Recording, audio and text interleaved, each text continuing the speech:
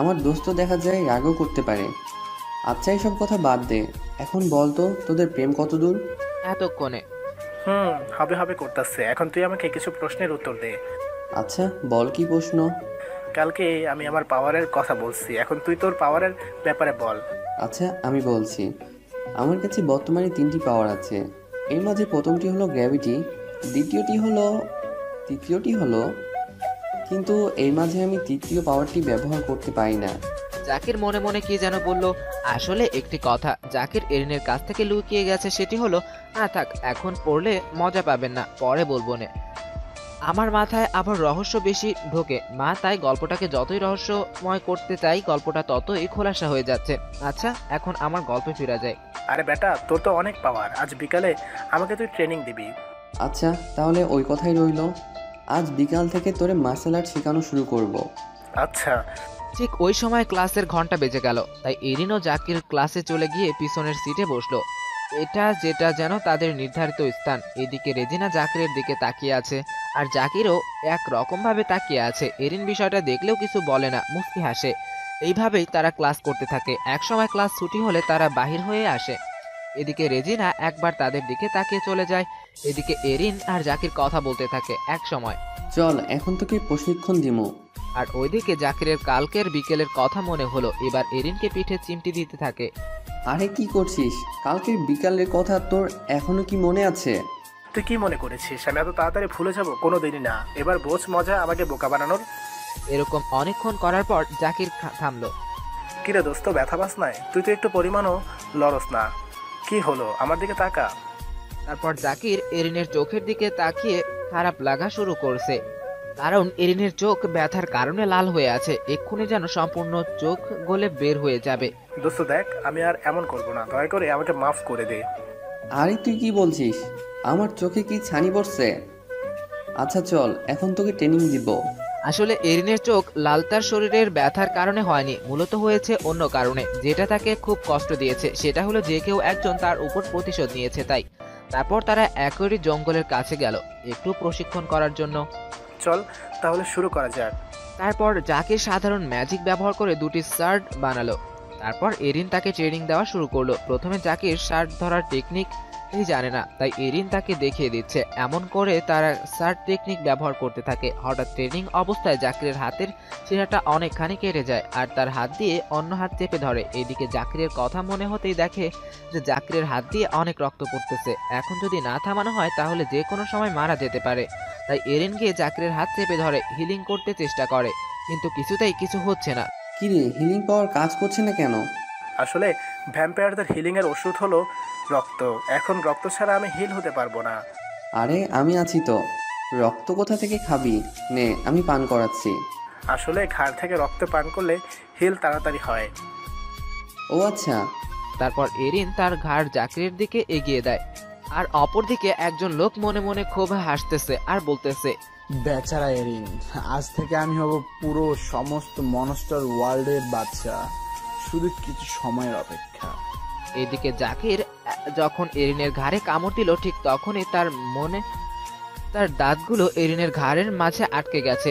নে পারছে বাইর হতে, না পারছে রক্ত খেতে। হঠাৎই এরিনের শরীর থেকে এক বিদ্যুৎ প্রবাহ জাকিরের ভ্যাম্পায়ার দাঁতের মধ্য দিয়ে তার শরীরে ঢোকে। কিন্তু হঠাৎ জাকিরের শরীর থেকে যেন বিদ্যুৎ প্রবাহগুলোর সাথে সাথে তার শরীরের ভ্যাম্পায়ার পাওয়ারটা কপি হয়ে 10 গুণ শক্তিশালীতে এরিনের শরীরের ভিতরে প্রবেশ করে।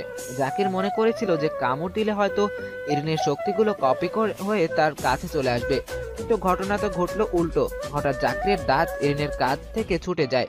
সে নিজের হাতের দিকে তাকিয়ে অবাক, কারণ তার হাতের ক্ষতটা হিল হয়ে গেছে। কিরে তোর হয়ে? আর বলতে পারলো না। তার শরীরের ব্যথা শুরু হয়ে গেল, অসম্ভব ব্যথা।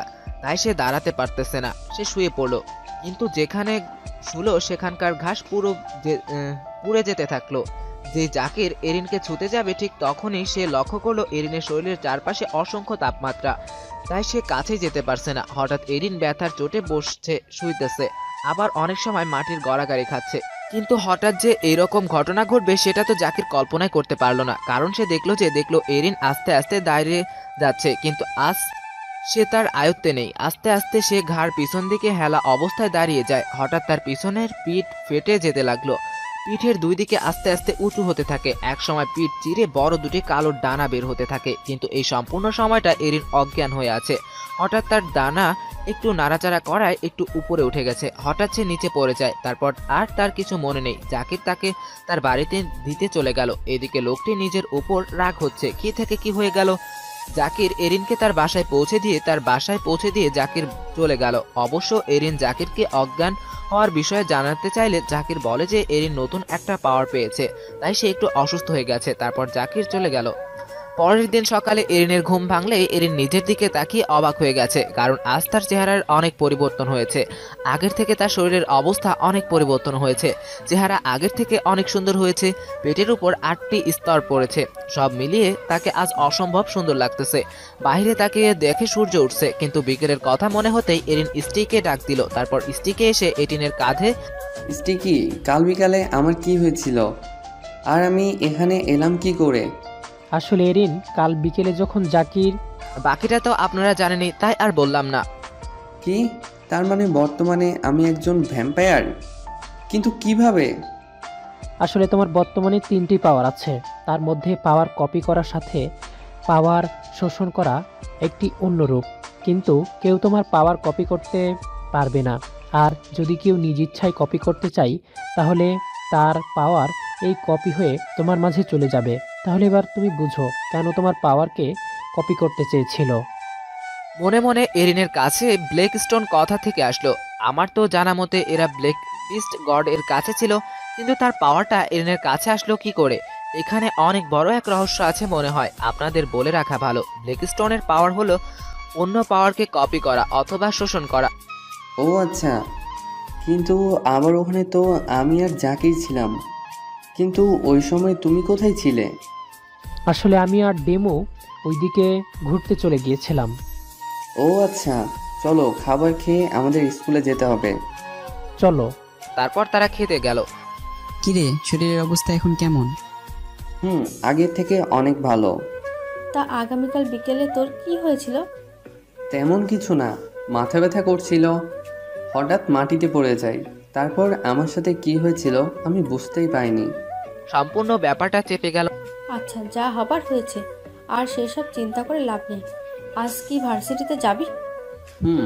তারপর খেয়ে দিয়ে মুখে মাস্ক লাগিয়ে রওনা হয়ে গেল। আচ্ছা স্টিকি, আমি যদি ভ্যাম্পায়ার শক্তি পেয়ে থাকি তাহলে আমি কি করে তা ব্যবহার করব? সেটা পরে দেখা যাবে। তারপর তারা ভার্সিটিতে চলে যায়। কিন্তু আজ তো এরিন বিশাল চমক খেয়েছে, কারণ ভার্সিটিতে গিয়ে দেখে জাকির আর রেজিনা একসাথে বসে কথা বলতেছে। তাই এরিন আর তাদের কিছু না বলে ক্লাসে চলে গেল। কিছুক্ষণ পর জাকিরও চলে আসলো, কিন্তু সাথে করে রেজিনাকেও নিয়ে আসলো। তারপর তার একে অন্যের দিকে তাকিয়ে নিজেদের সিটে গিয়ে বসলো। কিরে, আজ তোর শরীরের অবস্থা কেমন? ভালো। তো তোদের কি সেটিং হয়ে গেছে? সোনাকি আমাকে প্রথম দেখায় ভালোবেসে ফেলেছিল, তাই আমি তাকে ভালোবাসার কথা বললে সে রাজি হয়ে যায়। ছুটির পর তোর সাথে বন্ধুত্ব করতে নিয়ে যাব, কিন্তু তোর এই আবুল মাখা মাস্কটা খোল। এখন আর তোকে কেউ কিছু বলতে পারবে না। না দোস্ত, থাকুক। আরে থাকবে কিসের জন্য? তারপর জাকির এক টান দিয়ে মাস্কটা খুলে ফেলে, কিন্তু মাস্কটা খুলেই যেন সে এক মস্ত বড় ভুল করছে। কারণ আজ এরিনের চেহারার সাথে যেটা যেন উপচে পড়ছে। মুখটা আগের থেকে কিছুটা ফর্সা হয়ে গেছে।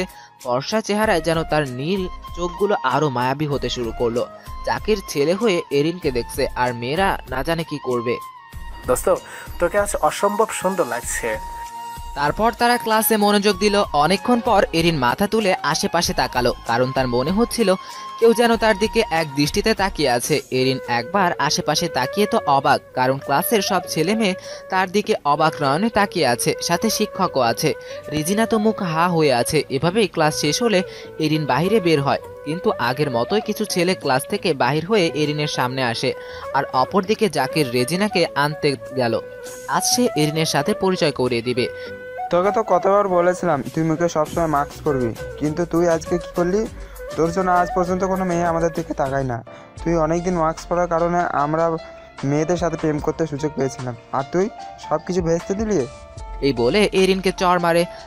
আরে ভাই, মারলেন কেন? আর আমার কলার ছাড়েন। এ দেখ, আমাদের এরিন বাবুরও রাগ আছে। আচ্ছা যা যা, তোর কলার এই যদি না থাকে তাহলে কীরকম হয়? তারপর এক টানে এরিনের শার্ট দুটুকরো করে ফেলে। শরীরে আর কোনো কাপড় নেই, কিন্তু ছেলেরা এরিনের শার্ট খুলে যেন আরো মেয়েদের মনে এরিনের উপর ঢেলে দেয়। কারণ তার শরীরে বর্ণনা তো আগেই দিছি, তাই আর দিলাম না। ছেলেরা এবার এরিনকে এক ছুটে মারতে থাকে, কিন্তু কিছুতেই যেন এরিনকে একটু হেলাতে পারে না। এবার এরিনের চোখে রাগ স্পষ্ট। এটা তার সবচেয়ে প্রিয় শার্ট ছিল, তার মাত্র 4টা শার্ট, আর এই 4টার মাঝে এটাই তার সবচেয়ে প্রিয় ছিল। এবার এরিনের রাগ উঠে গেল। এদিকে জাকির শুধু দাঁড়িয়ে দাঁড়িয়ে দেখছে। হঠাৎ স্ত্রীকে তাদের আক্রমণ করতে গেলে এরিন তাকে থামিয়ে দেয়। তারপর এরিন ছেলেদের মুখোমুখি দাঁড়ায়। কি রে, আমাদের দিকে এমন করে তাকে আসিস কেন? মারবি নাকি? মার আমাদেরকে, আয় তাহলে আজ একটু হয়ে যাক। তা তুই কোন সিস্টেমে মারামারি করবি? ম্যাজিক্যাল ফাইটিং নাকি সাধারণ ফাইটিং? আপনারা বলেন কিভাবে ফাইটিং করব। আরে তোর সাথে তো আমরা সাধারণ ফাইটিংয়ে জিতে যাবো। এই বলেই এরিনকে জোরে একটা লাথি মারে, কিছুটা দূরে গিয়ে পড়ে। এবার এরিনের রাগ উঠে যায়, তার শরীরে আস্তে আস্তে গরম হতে থাকে। কিন্তু তারপর আবার সে নিজের রাগকে নিয়ন্ত্রণ করে, না হলে আজ অনেক সমস্যা হতো। এবার এরিন গিয়ে তাদের পাশে গিয়ে দাঁড়ায়। এরা আর যেই এরিনকে মারতে যাবে, ঠিক তখনই এরিন ছেলেগুলোকে এক একটা করে আছাড় মারতে থাকে। এদিকে মার খাওয়া ছেলেগুলো রেগে ফুঁসতেছে। এবার তারা সবাই একসাথে আক্রমণ করে, কিন্তু আমাদের নায়ক তো মার্শাল আর্ট এর বস, তাই একটা একটা আছাড় মেরে ফেলে দেয়। এবার ছেলেগুলো কি করবে কোনো দিশা পাচ্ছে না, তাই তারা সবাই ডার্ক রূপে চলে আসে। এই ডার্ক রূপে আসলে শরীরে কালো ধোঁয়ার পরিণত হয়। একই রূপে কোনো সাধারণ মনস্টার গেলে স্বয়ং ডেভিল কিংও কিছুটা ভয় পায়, তাই তো কেউ ডার্ক রাজ্যের দিকে চোখ তুলে তাকাতে পারে না। ভার্সিটির সবাই তো আজ ভাবতেছে আজ হয়তো এরিনের শেষ দিন। এবার এরিন কিছুটা অবাক হলো। এবার ছেলেগুলো এরিনের কাছে এসে তারা নিজেরা নিজেদের সাথে কি যেন বলল। তারপর কয়েকজন ছেলে অনেক উপরে উঠে গেল। এরিন কিছুই বুঝতে পারলো না। হঠাৎ নিচে থাকা ছেলেরা এরিনকে ধরে উপরের দিকে ছুঁড়ে মারলো। তারপর উপরের ছেলেরা এরিনকে ধরে ফেললো, এমনভাবে ধরলো যেন তারা একটি বলকে ক্যাচ ধরছে। তারপর তারা আর নিচের দিকে সর্বশক্তি দিয়ে ছুঁড়ে মারে। এবার এরিন নিচে পড়ে অনেকটা গর্ত হয়ে গেল। ছেলেগুলো আবার তাকে ধরে উপরে তোলে। এরিনের অবস্থা তো একেবারে নাজেহাল। এবার ছেলেগুলো এরিকে উপরের দিকে ছুঁড়ে মারে। এবার এরিন উপরে ওঠার সময় গ্র্যাভিটি কন্ট্রোল করে ফেলে। এতক্ষণে আমাদের নায়ক সাহেবের হঠাৎ গ্র্যাভিটি পাওয়ারের কথা মনে হলে সে গ্র্যাভিটি কন্ট্রোল করে ফেলে। এবার এরিন গ্র্যাভিটি কন্ট্রোল করে শূন্যের উপর ভেসে রয়েছে। ছেলেগুলো ভূত দেখার মতো অবাক হয়ে তাকিয়ে আছে, কারণ তাদের মাঝে একটি বিশাল দুর্বলতা হলো যে তারা একেবারে ন্যূনতম গ্র্যাভিটি পাওয়ার দিয়ে তাদের মেরে ফেলতে পারবে। চলুন কিভাবে ন্যূনতম গ্র্যাভিটি পাওয়ার দিয়ে মারতে পারবে সেটা আপনাদের বলতেছি। আসলে ডার্ক মনস্টারদের পাওয়ার মূলত হাওয়া, আর কেউ যদি হাওয়া গ্র্যাভিটি কন্ট্রোল তাদের আটকে দেয় তাহলে তারা সাধারণ মনস্টারে পরিণত হবে, আর সেটা প্রায় 2 প্রহরের জন্য। আরেকটা কথা, আপনারা অনেকেই প্রহর কি তা জানেন না, তাই আপনাদের উদ্দেশ্যে বলতেছি যে প্রহর হলো আগের দিনের মানুষেরা সময়কে প্রহর বলতো। 1 প্রহর সমান 2 ঘন্টা। কিছু না বোঝেন কমেন্টে বলবেন। আশা করি আপনারা বুঝলেন কেন তারা এই গ্র্যাভিটি পাওয়ারকে ভয় পায়।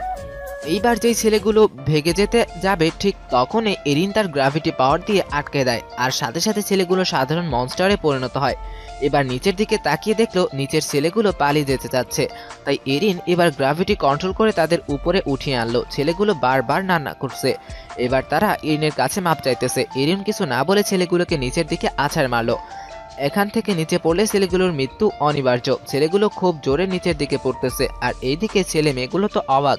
তারা এই কোন এরিনকে দেখছে। সবচেয়ে বেশি ভয় পাচ্ছে ছাত্রছাত্রীরা, কারণ একবার যদি নিচের দিকে পড়ে তাহলে আর বাঁচার কোনো উপায় নেই। ছেলেগুলো তো মনে মনে আজ ভেবেই নিয়েছে আজ হয়তো তাদের বাড়িতে ফেরা হবে না। তাদের চোখ দিয়ে অঝোর বৃষ্টির মতো পানি পড়ছে। যেই তারা মাটিতে পড়বে ঠিক তখনই ছাত্রছাত্রী সবাই চোখ বন্ধ করে ফেললো। কিছুক্ষণ পর তারা চোখ খুলে তো অবাক, কারণ ছেলেগুলো মাটি থেকে কয়েক হাত উপরে ভাসমান অবস্থায় আছে। তারপর ছেলেগুলো আস্তে আস্তে নিচে নেমে পড়লো। এরিনও নিচে নেমে গেল।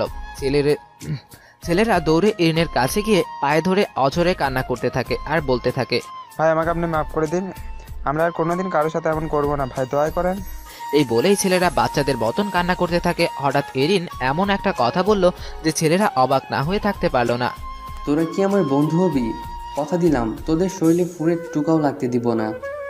আসলে আমার সত্যিকারের বন্ধুর খুব অভাব। জাকিরের দিকে তাকিয়ে ছেলেদের উদ্দেশ্যে বলল। জাকির মাথা নিচু করে রাখলো। তবে আমাকে তুই করে বলতে হবে। ছেলেগুলো এরিনকে জাপটে ধরলো। আমার মন্তব্য যে কেউ তাকে মারতে চাইলে আগে আমাকে মারতে হবে, তারপর তোকে মারতে হবে। তাহলে আমি রাজি। তারপর ছেলেগুলো এখানে ছেলে 4 জন। এরিনকে কাঁধে করে নিয়ে সম্পূর্ণ ভার্সিটি ঘোরালো। হয়েছে হয়েছে, এবার তোর আমাকে নিচে নামা। এখন পর্যন্ত তোদের নামই জানতে পারলাম না। বল তোদের নাম কি? অ্যালেক্স, সিয়াম, জোহর আর বাবন। আচ্ছা চল, এখন বাসায় যেতে হবে। আচ্ছা ঠিক আছে। তারপর সবাই নিজেদের পার্টনারের উপর উঠে চলে গেল। ইরিনও স্টিকের উপর উঠে বাসার দিকে চলে গেল। যা আর সময় শুধু একবার জাকিরের দিকে তাকিয়ে চলে গেল। এরিনের মনে একটা শুধুই কথা ভাবছে। আমি কাকে বন্ধু ভাবছিলাম? যে অন্য বন্ধু বিপদে এগিয়ে আসে না, তাকে বন্ধু ভাবাই আমার সবচেয়ে বড় অন্যায়। বাস্তব জীবনে আমরা এরকম নামে মাত্র অনেক বন্ধু আছে, যে বিপদের সময় কোনো সাহায্য তো দূরের কথা আমাকেই চেনে না। এরিনের মনে একটা কথাই শুধু ভাবছে। আমি কাকে বন্ধু ভাবছিলাম? যে অন্য বন্ধুর বিপদে এগিয়ে আসে না, তাকে বন্ধু ভাবাই আমার সবচেয়ে বড় অন্যায়। তারপর এরিন বাসায় চলে আসলো। বাসায় আসার পর কি রে এরিন, তোর শরীরের মাঝে মাটি আসলো কি করে? আসলে মা, আসার পথে হঠাৎ পিছলে পড়ে গিয়ে এরকম হয়েছে। সম্পূর্ণ ঘটনা এরিন চেপে গেল। মা জানলে অনেক সমস্যা হতো, তাই আর কিছু বলিনি। আচ্ছা, হাত মুখ ধুয়ে তাড়াতাড়ি আয়, তোকে খাবার দিতেছি। তারপর এরিন খাবার খেয়ে গিয়ে বিছানায় শুয়ে পড়ল। কিছুক্ষণ পর এরিনাও এরিনের মাথার কাছে গিয়ে বসলো। মা, একটা গল্প বলবা? আজ আমার মনটা বেশি একটা ভালো না। আচ্ছা তাহলে শোন। আবার সে একই গল্প বলল। মা, তুমি তো একই গল্পের কথা বলছো। আচ্ছা তুমি আমাকে বলবা, ওই রাজ্যের রানী আর রাজার নাম কি? না, এখন বলা যাবে না, সময় হলে নিশ্চয়ই বলবো। আচ্ছা। তারপর এরিন ঘুমিয়ে গেল। আজ এরিনা আজও অনেক কান্না করছে, কারণ বারবার তার অতীত তার কথা মনে পড়ে যায়। তারপর এলিফ এলে খাবার খেয়ে এক পাশে এরিনে ঘুমিয়ে যায়, আর অপর পাশে এরিনা ঘুমিয়ে গেল। যথারীতিতে এরিন স্টিকে নিয়ে সাকিবের বাসার দিকে রওনা দেয়। যাবার পথে আচ্ছা স্টিকি, সত্যিকারের বন্ধু কি অপর বন্ধুকে বিপদের মাঝে ছেড়ে চলে যায়? আমার মনে হয় জাকির তোমাকে ধোঁকা দেওয়ার চেষ্টা করেছিল। কখন আর কিসের জন্য? কালকে তোমার কাছে হিল হবার জন্য রক্ত চাইতে গিয়ে তোমার ছলের শিকার হয়েছে। কিভাবে? আসলে জাকির তোমার পাওয়ারের উপরে খুব লোভ, তাই তোমার কাছ থেকে পাওয়ার নিতে চেয়েছিল। তাই সে নিজ ইচ্ছায় তার হাত তোমার তলোয়ারের কাছে রাখে। এতে করে তোমার হাত কেটে যায়। সে তোমার কাছে হিল হওয়ার মিথ্যা অভিনব করে তোমার পাওয়ার কপি করতে চেয়েছিল, কিন্তু পারিনি। কিন্তু কেন পাইনি? আসলে তোমার কাছে আছে ব্ল্যাক স্টোন, কিন্তু সেটা কার্যকর করতে হলে তোমার বয়স 28 বছর হতে হবে। এটার পাওয়ার হলো যে একসাথে পজিটিভলি কন্ট্রোল করে অন্যের পাওয়ার কপি অথচ শোষণ করতে পারে। তাই হয়তো জাকির তোমার পাওয়ার কপি করার বদলে তোমার পাওয়ার কপি হয়ে তোমার মাঝে চলে আসবে, কিন্তু সেই স্টোনের পাওয়ার ব্যবহার করার সময় না হতে তুমি আর সহ্য করতে না পেরে অজ্ঞান হয়ে গিয়েছিলে। ও আচ্ছা। আরেকটি কথা, জাকিরকে কি একটা সুযোগ দেওয়া যায়, বা দেওয়াটা কি ঠিক হবে? আমার মনে হয় তাকে একটা শেষ সুযোগ দেওয়া উচিত। আচ্ছা। তারা এইভাবেই কথা বলতে বলতে সাকিবের বাসার সামনে চলে আসে। নানা কি ভিতরে আছো? আরে এরিন যে, আসো ভিতরে আসো। হুম। তারপর এরিন ভিতরে চলে গেল। তো এরিন, কাল তুমি আসলে না কেন? আসলে নানা, কাল আমার শরীরটা একটু খারাপ ছিল। সাকিব এই কথাটা শোনা মাত্র সাকিব তাড়াতাড়ি এরিনের গালে হাতে মুখে হাত দিয়ে দেখতেছে তার শরীর ঠিক আছে কিনা। তোমার শরীর তো খারাপ, তাই তোমার আজকে আসাটা ঠিক হয় নাই। তুমি আজ না আসলেও হতো, এই জন্যই তো তোমাকে বলেছিলাম যে আমার সাথে না যেতে, আমি একা যেতে পারবো। আরে নানা, আমার কিছুই হয় নাই। আর তুমি অস্থির হচ্ছ কেন? আর তুমি কি আমাকে বোকা পেয়েছো নাকি? শুধু সাথে না নিয়ে যাওয়ার ধান্দা, এটা বললে তো আর হবে না। আমি যা বলি তা করেই ছাড়ি, তাই আমাকে না করলেও কোনো কাজ হবে না। আচ্ছা বাবা, আর বলবো না, এবার খুশি? খুশি।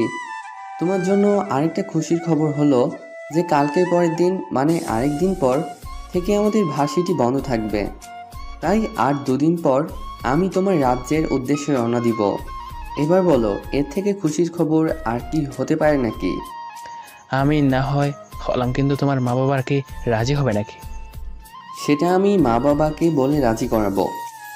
তাহলে আর কি হবে, চলো আজ তোমাকে ট্রেনিং দিই। না, আজ কোনো ট্রেনিং করব না। তাহলে কি করবে? আজ তোমার সাথে গল্প করব, কিছুদিন পর তো তুমি তোমার রাজ্যে চলে যাবে, তারপর হয়তো আর তোমার সাথে দেখা হবে না। মুখটা মলিন করে কথা বলল। আচ্ছা। সাকিবের মুখটাও মলিন হয়ে গেল। সবার চোখের আড়ালে সাকিব তার চোখের পানি মুছে নেয়। তাহলে আজ তুমি তোমার রাজ্যের প্রজাদের ব্যাপারে বলবা। আচ্ছা শোনো। তারপর তার রাজ্যের কথা বলা শুরু করে। প্রশংসামূলক বাক্য কখনো শেষ হয় না, তাই প্রশংসাটা বলে গল্পের ওয়ার্ড সংখ্যা আরো বাড়ালাম না। গল্পের মাঝে থাকুন, তাহলে বুঝতে পারবেন। ওয়াও নানা, তোমার রাজ্যের প্রজারা তো অনেক ভালো। তারপর এভাবেই কথা বলে এরিন বাসায় গিয়ে খাওয়া দাওয়া করে ভার্সিটিতে চলে গেল। তারপর সে ভার্সিটির একটি গাছের নিচে গিয়ে বসলো। অনেকক্ষণ পর জাকির আসলো। এসেই তো এরিনকে দেখলো। সে গাছের নিচে দেখে সে দৌড়ে চলে গেল, এরিনের পায়ে ধরে মাপ চাওয়া শুরু করে দিল। দোস্ত দেখ, কালকে আমার একটা ভুল হয়েছে, তাই তুই আমার উপর রাগ করে থাকিস না। আসলে আমি ওই সময় ভয় পেয়েছিলাম, দয়া করে এবারের মতো মাফ করে দে। কিছুক্ষণ ভেবে একটা হাসি দিয়ে জাকিরকে বুকে জড়িয়ে ধরলো। তোর স্থান আমার পায়ে না, তোর স্থান আমার বুকে। যা, তোকে একবারের মতো মাফ করে দিলাম।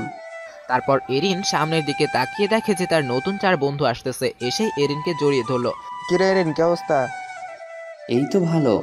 ও তোদের সাথে ওর আর কি পরিচয় করাবো? তোরা সবাই তো সবার পরিচয় জানিসই, তাই আর তোদের পরিচয় নতুন করে দিলাম না। তারপর জাকির গিয়ে তাদের গিয়ে জড়িয়ে ধরলো। এদিকে তাদের এই কাণ্ড কারখানা দেখে সবাই তো অবাক। আর এরিন যে তো এত উদার মনের ছেলে কেউ কল্পনাই করতে পারেনি। অবশ্য এখন ভার্সিটির টিচাররা সহ সবাই এরিনের এই উদারতার বিষয়টি জানতে পেরেছে।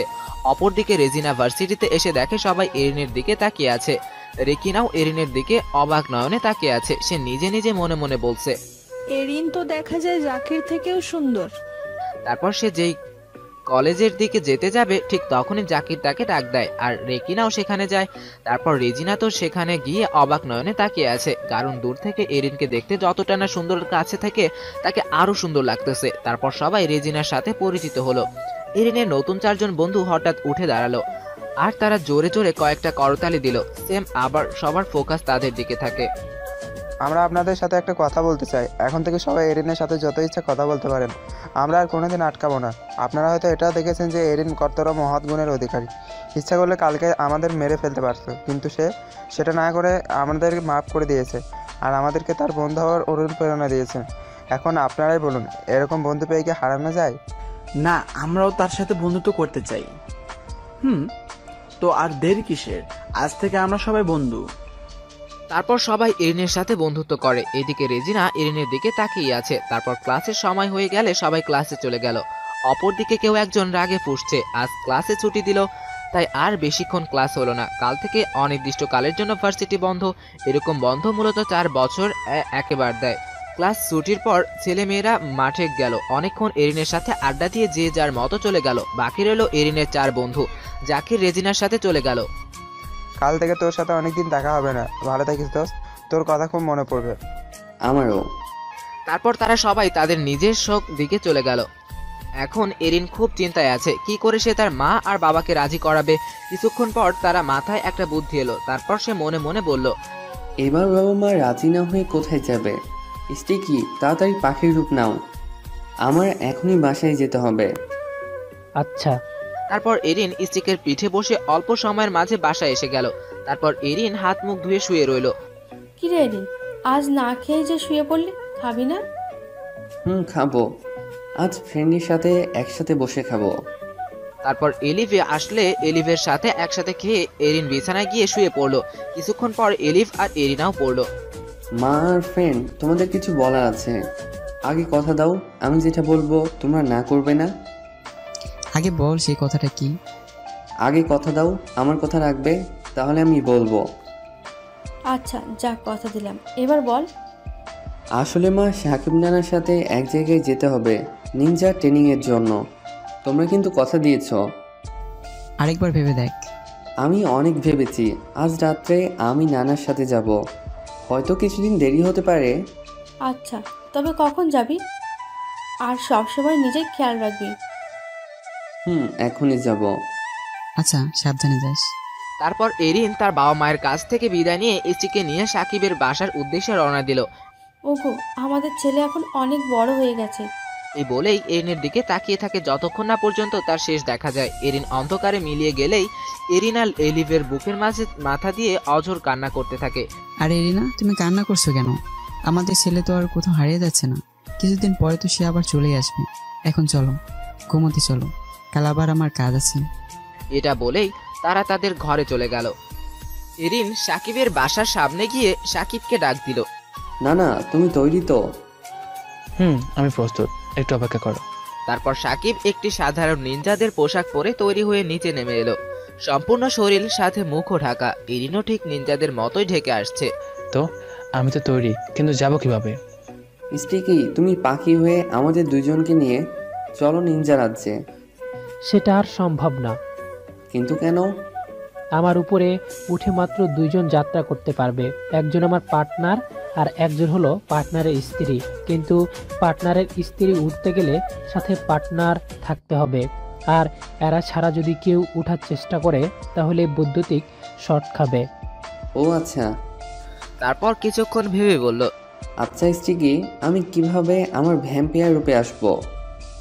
মন থেকে চেষ্টা করো, তাহলেই পাবে। তারপর এরিন পিঠের দিকের জামা কিছুটা কেটে ফেলে যাতে করে তার ডানা বের হয়। তারপর এরিন অনেক চেষ্টা করলো কিন্তু পারল না। এবার সে মেডিটেশনে বসলো। আস্তে আস্তে সে তার মস্তিষ্কের ভিতরে ঢুকলো। সেখানে গিয়ে দেখে একটি লাল আলো জ্বলতেছে। এরিন সেখানে হাত দিতেই যে মস্তিষ্ক থেকে বাহির হয়ে আসে। তারপর পিঠের দিক থেকে 2টি লাল রঙের ডানা বাইর হলো। আস্তে আস্তে সেগুলোর আকার অনেক বড় হতে থাকে। কিছুক্ষণের মধ্যেই তার সম্পূর্ণ ডানা বাইর হয়ে যায়। সেটা জঙ্গলের কিছুটা অংশ দখল করে আছে। এরিন, তোমার পিছনে কিছুটা অংশ কেটে কোনো লাভ হলো না। তোমার সম্পূর্ণ জামাটা ছিঁড়ে গেছে। তোমার জামা তো ছিঁড়ে গেছে। আচ্ছা, কোনো সমস্যা নেই, আমার কাছে আলাদা জামা আছে। কিন্তু তোমার না হয় ডানা আছে, তুমি উড়ে যেতে পারবা, কিন্তু আমি কি করে যাব? সমস্যা নেই, তুমি আমার কাঁধে করে যাবা। স্টিকি, আজ কি তোমার সাথে একটা রেস করা যাবে? তুমি আমার সাথে পারবে না? তাহলে একবার হয়ে যাক। তা তুমি কোন পাখির রূপ নিবা? আজ আমি আমার ড্রাগন রূপে তোমার সাথে রেস করব। তাহলে ঠিক আছে। এরপর এরিন সাকিবকে পিঠে বসিয়ে একটা বড় কাপড় দিয়ে বেঁধে নেয় যাতে সে পড়ে না যায়। সাকিব এরিনের এত কেয়ার দেখে চোখ দিয়ে পানি এসে যায়। তারপর সে হাত দিয়ে চোখের পানি আড়ালে গিয়ে মুছে ফেলে আর 2 হাত দিয়ে এরিনকে জাপটে ধরে, যেন তারা দুজন বন্ধু হাত ছাড়লেই যেন হারিয়ে যাবে। তারপর এরিন তার বাম হাত দিয়ে সাকিবের 2টি হাত ভালো করে পেঁচিয়ে ধরে। তো স্টিকি, শুরু করা যাক। 1 2 3। তারপর এরিন আর স্টিকি আকাশের বুকে জুড়ে উড়াল দিল। সমস্ত জঙ্গল কেঁপে উঠল। পাখিগুলো ভয়ে উড়াল দিয়ে চলে গেল। এরিনের একটু সমস্যা হচ্ছে ব্যালেন্স রাখতে, তাই স্টিকে কিছুটা পিছনে ফেলে রেখেছে এরিনকে। কি এরিন, তোমাকে বলেছিলাম না তুমি আমার সাথে পারবে না? নানাজি, কি বলো? স্টিকিকে হারিয়ে দেব নাকি? তো হারিয়ে দেখাও তো, দেখি কার বেশি উড়ার ক্ষমতা। তারপর এরিন উড়াল দিল, কিন্তু কিছুতেই সে স্টিকের সাথে পারছে না। তাই সে একটু কৌশলে চুরি করার চেষ্টা করতেছে। যতই হোক, একটা ড্রাগনের সাথে উড়ার মতো ক্ষমতা কেউ বা কোনো পশু পাখি রাখে না। এরিন হালকা গ্র্যাভিটি পাওয়ার কন্ট্রোল করে স্টিকের আশেপাশে সকল হাওয়াকে ভারী করে দিল, যেন স্টিকের উঠতে সমস্যা হয় আর সে পিছিয়ে যায়। কিন্তু স্টিকি দমবার নয়। এবার এরিন আর স্টিকি সামনে তালে উঠতে থাকে। কাজটা কিন্তু ভালো করলা না, আমি কিন্তু জিতে যেতাম। মাঝখানে চিটিং করলা আমার সাথে, এটা কিন্তু আমি মানব না। তারপর হঠাৎই সাকিব এরিনকে ইশারা করে যে আমরা চলে এসেছি। এরিন সেদিকে তাকিয়ে দেখে যে আসলেই সেখানে একটা অনন্য সুন্দর একটি রাজ্য রয়েছে। তবে রাজপ্রাসাদের চূড়াটা মাথার দেখা মিলল না। এজন্য অন্তহীন প্রাসাদের চূড়া, যে কেউ উপরের দিকে তাকালে ঘাড়ে ব্যথা শুরু হয়ে যাবে। স্টিককে বলো ছোট হয়ে যেতে, কেউ দেখলে পরে সমস্যা হতে পারে। এরিন স্টিকিকে ছোট হবার ইশারা দিল। স্টিকি ছোট হয়ে একটা টিকটিকি রূপ নিল আর এরিনের কাঁধে গিয়ে বসলো। এরিনও নিজের ডানাগুলো ভিতরে নিয়ে নিল। তারপর সে গ্র্যাভিটি কন্ট্রোল করে হাওয়ার উপর ভেসে রইল। সাকিব গ্র্যাভিটি পাওয়ার কিছুটা ব্যবহার করতে পারে, কিন্তু সে হাওয়ার মাঝে ভেসে থাকতে পারে না। না না, আমরা কি করব এখন?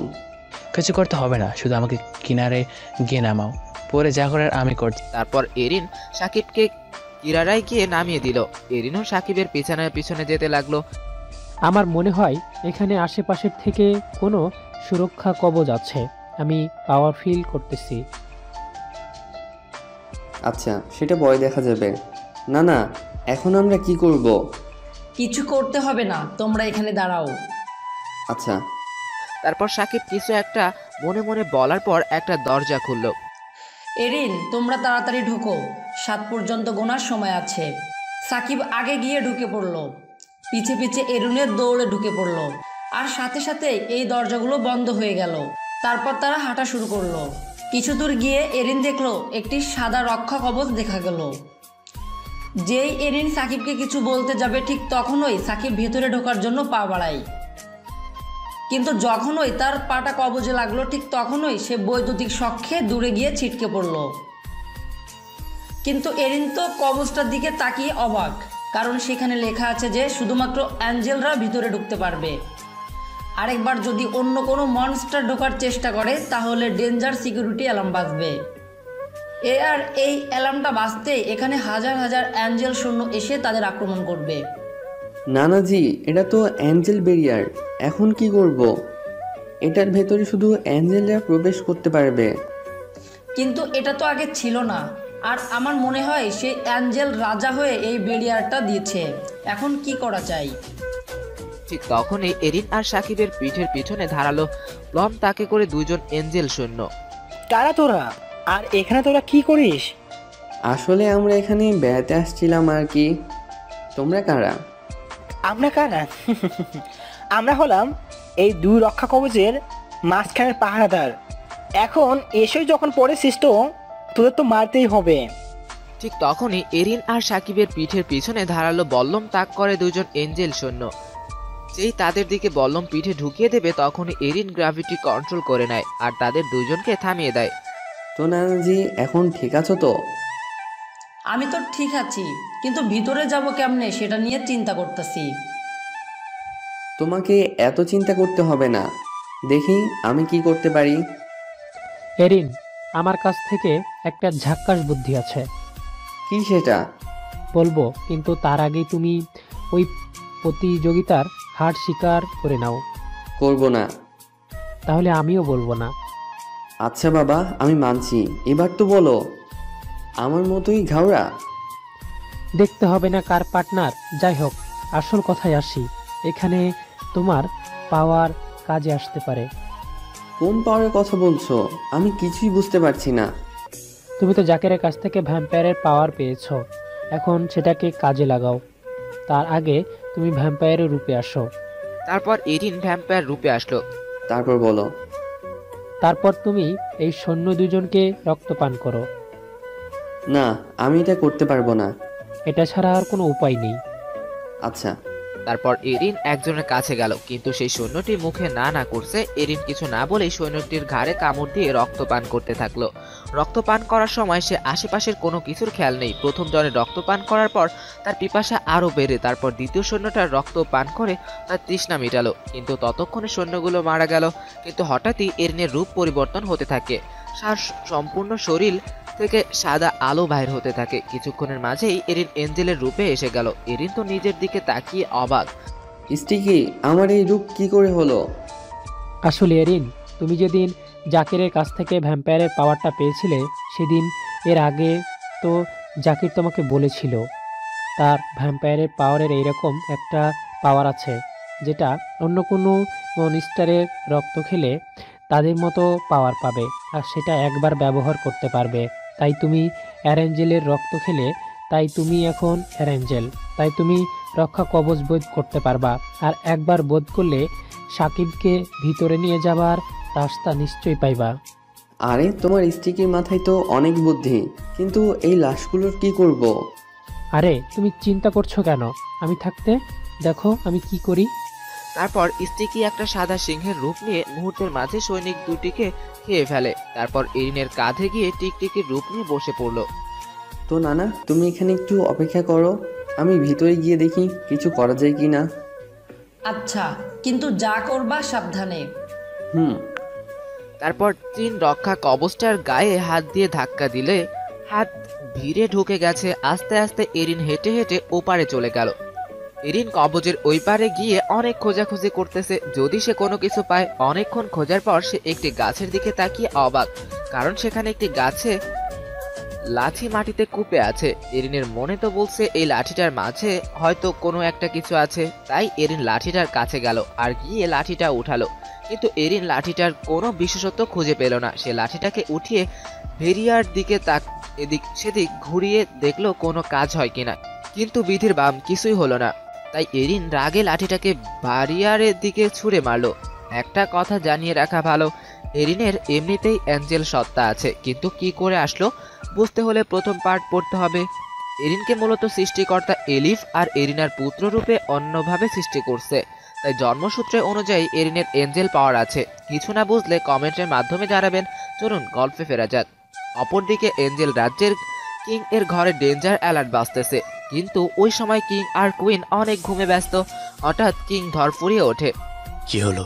এই স্টিক কে উঠালো? এই রাজ্যে তো এত শক্তিশালী কোথা থেকে আসলো? আমি তো একটা আচার্য সভা থেকে দুর্বল সৈনিকগুলোকে নিয়ে আসলাম। ওই সৈন্যগুলোর পক্ষে তো খুঁটোমতি স্টিকগুলো তোলা সম্ভব না। কি হয়েছে? তুমি এত চিন্তিত কেন? সাকিবের মেয়ে, আশা করি আপনাদের মনে আছে। কে জানে সীমান্তের একটা স্টিক তুলেছে। আমাদের এই রাজ্যে তো কোনো এত শক্তিশালী সৈন্য নাই, যা আছে সব ওই রাজ্যে। এত চিন্তার কি আছে? কয়েকজন সৈনিককে পাঠিয়ে দাও এটা তদন্ত করতে। আচ্ছা। তারপর কিছু সৈনিককে আদেশ দিল যেন সীমান্তে গিয়ে দেখতে, আর সেখানে যদি কোনো সন্দেহজনক কিছু পায় তাহলে ট্রাককে জানাতে। তারপর সৈন্যরা চলে গেল ঘটনা তদন্ত করতে। এদিকে স্টিকি হঠাৎ এরিনকে ডাক দেয়। কি হয়েছে? কিছু পেলে নাকি? পেয়েছি। ব্যারিয়ারের দিকে তাকাও, তাহলেই বুঝতে পারবে। তারপর এরিন ব্যারিয়ারের দিকে তাকিয়ে তো অবাক, কারণ যেই স্টিককে একটু আগে সে বেকার বলে ফেলে দিয়েছিল সেটা এখন ব্যারিয়ারের উপরে আছে। আর যেই জায়গাটা দিয়ে স্টিকি উপরে গেছে ঠিক সেখান দিয়ে কিছুটা জায়গা গায়েব, মানে কিছু জায়গা ফুটো হয়ে গেছে, কিন্তু ফুটোটা আর বেশিক্ষণ স্থায়ী থাকলো না। কিছুক্ষণের মধ্যে সেটি পূরণ হয়ে গেল। এরিন এতক্ষণে বুঝলো এটা আর কিভাবে ব্যবহার করতে হয়। তারপর এরিন উপারে গেল, গিয়ে সাকিবকে বলল, নানাজি তুমি ঠিক আছো তো? আমি ঠিক আছি, কিন্তু ওই পারে যাওয়ার কি কোনো ব্যবস্থা পেয়েছো? পেয়েছি, তুমি আমার পিছনে পিছনে আসো। তারপর সাকিব এরিনের পিছনে পিছনে যেতে থাকলো। এরিন গিয়ে স্টিককে তুলে সাথে করে নিল। বেলিয়ারের পাশে তো অ্যালার্ম, এখন কি করব? কিছু করতে হবে না, তুমি শুধু আমাকে জড়িয়ে ধরে পিছনে পিছনে আসো। আচ্ছা। তারপর এরিন ব্যারিয়ারটার সামনে গিয়ে তার হাতে থাকা স্টিকটা দিয়ে ব্যারিয়ারের গায়ে একটা দরজা অঙ্কন কাটলো, কিন্তু কাটা অংশ নিচে পড়ছে না দেখে কাটি দিয়ে একটা গোতা দিল, আর ব্যারিয়ারের কাটা অংশটা হাওয়ায় মিলিয়ে গেল। এতে এরিন অনেকটা খুশি হয়, কিন্তু খুশি আর বেশিক্ষণ রইল না। হঠাৎ দেখে যে ব্যারিয়ারের গায়ে করদ অংশটা আস্তে আস্তে ফিল আপ হয়ে যাচ্ছে। তাই এবার এরিন জাকিরকে নিয়ে তাড়াতাড়ি ভিতরে ঢুকে পড়ে, আর সাথে সাথে ব্যারিয়ারের গায়েব করা অংশটা ফিল আপ হয়ে যায়। তারপর জাকিরকে এরিন চোখ খুলতে বলে। সাকিব তো চোখ খুলে নিজ মাতৃভূমির গন্ধ নিচ্ছে, যেন আজ অনেক দিন পর তার তৃষ্ণা মিটছে। গন্ধ নেওয়া হলে এবার কি আমি তোমাকে একটা কথা জিজ্ঞেস করতে পারি? কিছুটা ধাক্কা দিয়ে। করতে পারো। বাস্তবে ফিরে কিছুটা থতমত খেয়ে, আচ্ছা না, তুমি তো রাজ্যে সুরক্ষা কবচ দিয়েছিলে যেন নিনজা ছাড়া কেউ প্রবেশ বা বাহির হতে না পারে, তাহলে এখানে অ্যাঞ্জেল কি করে এলো? সেটা আমি জানি না, তবে আমার মনে হচ্ছে এখানে আমার মেয়ের হাত রয়েছে। মন খারাপ করে, হয়েছে, আর মন খারাপ করতে হবে না। এখন চলো, আমাকে তোমার রাজ্যে যাবার রাস্তা দেখাবে। চলো। তবে আজ তোমাকে আমি আমার গুপ্ত প্রসাদে নিয়ে যাব, যেটা শুধুমাত্র আমি জানি। আমাকে অনুসরণ করো। হঠাৎ করে কিছু সৈন্য আসে। আর কোথাও যেতে হবে না, তার আগে বলো তোমরা কে আর এখানে কেন এসেছো? আমরা এখানে আমাদের রাজ্য নিতে আসছি, আজ যার রাজ্য তাকে দিতে আসলাম। তা তুই কি জানিস আমাদের কিং এই রাজ্যের রাজাকে মেরে এই রাজ্য দখল করেছে, আর এই রাজ্যের রাজা হলো অ্যালেন্স কিং। আর তুই বলছিস তোদের আগের রাজাকে রাজ্য ফিরিয়ে দিবি? আরে ভাই, রাজা বেঁচে থাকলে তো দিতি। কে বলেছে ওই রাজ্যের রাজা বেঁচে নেই? এই দেখো। মুখোশটা খুলে। না, এতে পারে না। আমাদের কিং তো আপনাকে নিজের হাতে মারছে। তবে সমস্যা নেই, আজ আমরা আপনাকে মেরে রাজার কাছ থেকে বকশিশ নেব। আরে ভাই, বেঁচে থাকলে তো আমাদের মারবি। সেই দিনের পিচ্ছি নাকি আমার সাথে লড়বে, তো আমাদের কেমনে মারবি তুই, তোদের এই তালোয়ার দিয়ে? মূলত এরিনের সম্পূর্ণ শরীর নিনজাদের পোশাকে ঢাকা থাকার কারণে এরিনকে অ্যাঞ্জেল বোঝা যাচ্ছে না। না, তোদেরকে আমি ছাড়বো না, তোরা একজন আরেকজনকে মারবি। তা তুই তো একটা নিনজা, তোর আর কি ক্ষমতা তা আমাদের ভালো করে জানা আছে। তোর ক্ষমতা হলো তরো জালে। আমি কিছু করি নাই, কেউ মনে হচ্ছে আমার হাত পা কন্ট্রোল করতেছে। এটা কি করে হলো? কে তোর হাত পা কন্ট্রোল করতেছে? আমি, কোনো সন্দেহ আছে? তবে রে। এই বলে বাকি সৈনিকগুলো এরিনের দিকে ম্যাজিক্যাল শার্ট ছুঁড়ে মারে। আস্তে আস্তে শার্টগুলোর পরিমাণ 10 গুণ হয়ে এরিনের দিকে ছুটে আসতে থাকে। যে এরিনের শরীরে শার্টগুলো লাগবে ঠিক তখনই সবগুলো থেমে গেল। কি হলো এলিগো, থেমে গেল কেন? এরিন এবার সেই 2 হাতকে ঘুরিয়ে বাকি সৈন্যগুলোর দিকে তাক করলো। এবার সৈন্যগুলো কিছু বলার আগেই এরিনের হাতের ইশারায় সবগুলো শরীর কেটে টুকরো টুকরো হয়ে মাটিতে পড়ে গেল। কিছুক্ষণ পর তাদের শরীরের অংশগুলো হাওয়ায় মিলিয়ে গেল। বাকি যে সৈন্যটি বেঁচে আছে সে তো ভয়ে থরথর করে কাঁপছে। আপনাকে কিছু প্রশ্ন করা হবে, যদি সঠিক উত্তর দিতে পারেন তাহলে আপনাকে ছেড়ে দেওয়া হবে, আর যদি ভুল উত্তর দেন তাহলে মৃত্যু অনিবার্য। না না না, আমি সঠিক উত্তর দিব, বলুন কি জিজ্ঞেস করতে চান? এখন রাজ্যের অবস্থা কেমন? প্রজারা কেমন করে তাদের দিন কাটাচ্ছে? আসলে প্রজাদের উপর খুব নির্মম আচরণ হচ্ছে। প্রজাদেরকে অতিরিক্ত কাজ এবং অতিরিক্ত খাজনা দেওয়া বাধ্যতামূলক, একটু ভুল হলেই নির্ঘাত মৃত্যু। আচ্ছা, কিংয়ের ছেলে শাকিল কোথায়? আসলে কিংকে মারার দিন আমাদের রাজ্যের কুইন তাকে বন্দি করে রাখে, যেন পরের দিন তাকে মৃত্যুদণ্ড দিতে পারে। কিন্তু পরের দিন সকালে কয়েদখানায় গিয়ে দেখে শাকিল কয়েদখানায় নাই। পরে শোনা যায় রাজার কোনো এক প্রিয় বন্ধু শাকিলকে নিয়ে রাজ্যের কোনো এক গুপ্ত জায়গায় পালিয়ে যায়, কিন্তু এখন পর্যন্ত কোনো গুপ্ত জায়গার হদিশ পাওয়া যায়নি। আচ্ছা, তুমি যেতে পারো, তবে তোমার সৈনিকের পোশাকগুলো আমাকে দিয়ে যাও। আচ্ছা। সৈনিকের পোশাক খুলে থুয়ে যায়। আরে ভাই, লোকটি ল্যাংটা হয়নি, ভিতরে সাধারণ পোশাক ছিল। তারপর এরিন নিনজা পোশাক পরিবর্তন করে সৈনিক পোশাকটি পরিধান করে। এটা কেন করলা? আর সৈন্যটিকে কেন ছেড়ে দিলা? পরে তো কিংকে বলে দিবে। আয় না না, ভয় পাচ্ছ কেন? আমি তো আছি, কোনো সমস্যা নেই। আর এই পোশাকটি কেন পরেছি সেটা একটু পরেই বুঝতে পারবা। তার আগে আমাকে একটি কথা বলো, ওই গুপ্ত জায়গাটি কি তুমি চিনো?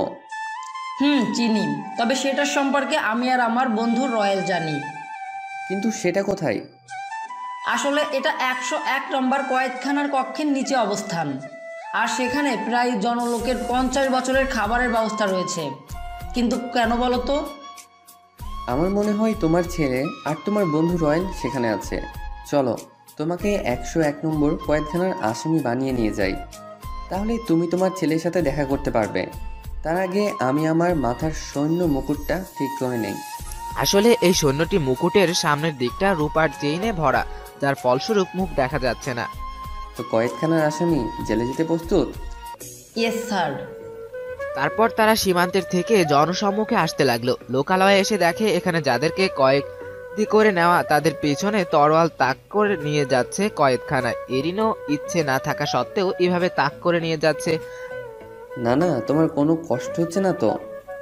না, কোনো কষ্ট হচ্ছে না। তারপর তারা হাঁটতে শুরু করলো, কিন্তু কিছু দূর গিয়ে তো তারা অবাক, রাস্তায় রাস্তায় রক্তের দাগ পাওয়া যাচ্ছে। কিছু দূর গিয়ে এরিনের হঠাৎ রাগে রক ফেটে যাওয়ার উপক্রম শুরু হয়েছে, কারণ সে দেখে যে একটা সৈনিক একটা নিনজার গলা বরাবর তলোয়ার চালাচ্ছে। যেই এরিন কিছু বলতে যাবে তার আগেই সাকিব গ্র্যাভিটি কন্ট্রোল করে ফেলে। যদিও সাকিব এরিনের অর্ধেক পরিমাণও গ্র্যাভিটি কন্ট্রোল করতে পারে না, তাও অনেক ভালো গ্র্যাভিটি ব্যবহার করতে পারে।